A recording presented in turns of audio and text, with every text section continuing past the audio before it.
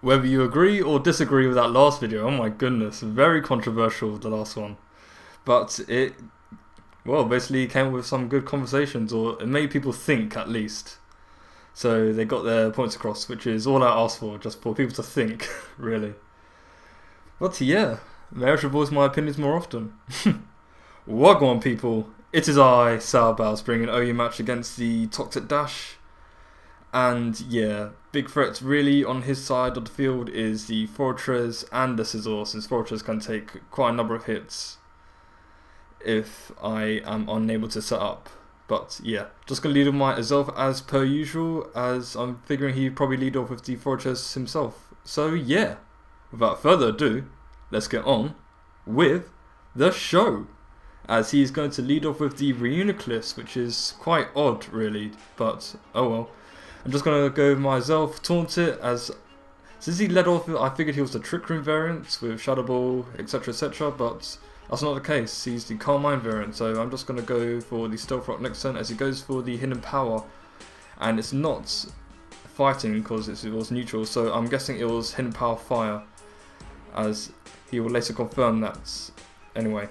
As I figured he'd probably want to switch out anyway, but he's pretty intent with the staying in and just keep firing off these HP fires, as I'm going to get up both my screens right now, as he's going to go just keep going for those HP fires. Now here, I think I probably should have stayed in one more turn, because the taunt is going to wear off this turn, as I'm going to switch out into my Gyarados. And here you'll find out why Gyarados is called Listerine, because he gets rid of 56% of bacteria.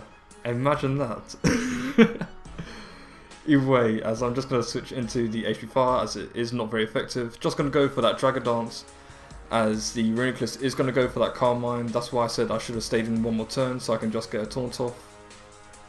But whatever, I didn't really want to waste my screens pretty much, as I'm going to go for another Dragon Dance. So I'm +2 Adamant with Life Orb, as the Reuniclus is going to go for a Psychic, and that does way too much. So it's definitely not max HP, max defense. So I'm going to go for that Waterfall now, and I am going, indeed, you can guess, I get a crit, which did not matter as I calced during the match, seeing as I was interested if it mattered or not.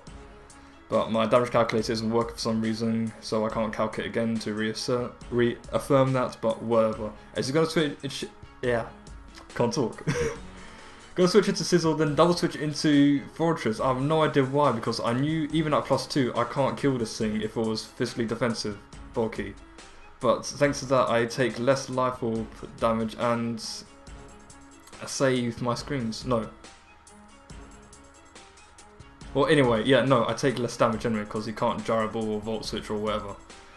As I'm going to take 2 KO that Fortress, and then he brings out his Sceptile. I figured actually I counts as well during this game that I think +2 Waterfall could actually kill off the Sceptile, but I'm not going to take that chance. Just going to go right for the bounce, even though it's 85 accuracy.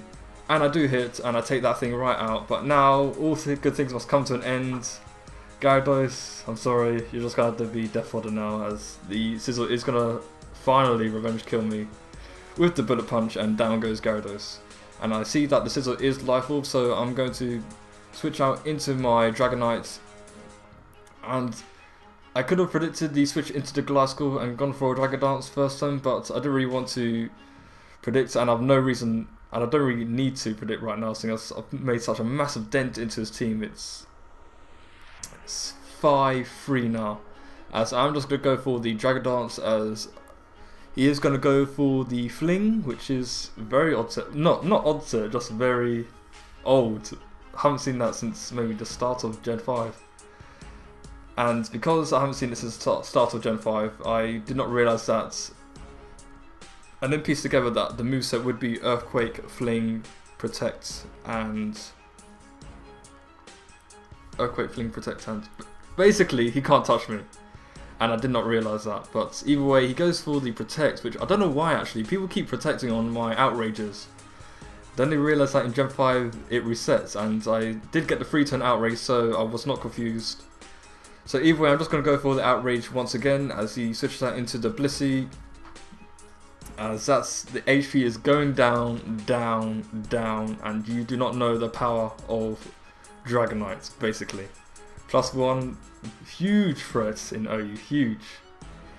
But yeah, he is going to go for the bullet punch now. To prior knowledge, I know from Gen 4 knowledge, I know I can live. I know it's a 2-hit KO, but he does get a crit, which is oh well, it doesn't really matter too much, as I'm just going to go into my Virizion just to clean up sweep, as he doesn't go for the bullet punch again. I'm not sure why.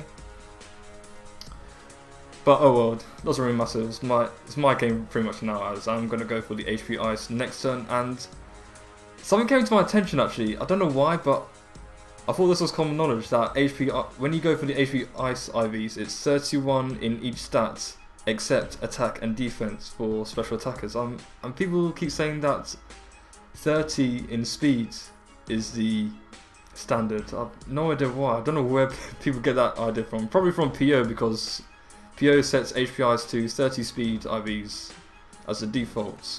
But whatever. So yeah. Got a new Facebook, so check that out, and as always, like or subscribe, and I'll catch you guys on the other side.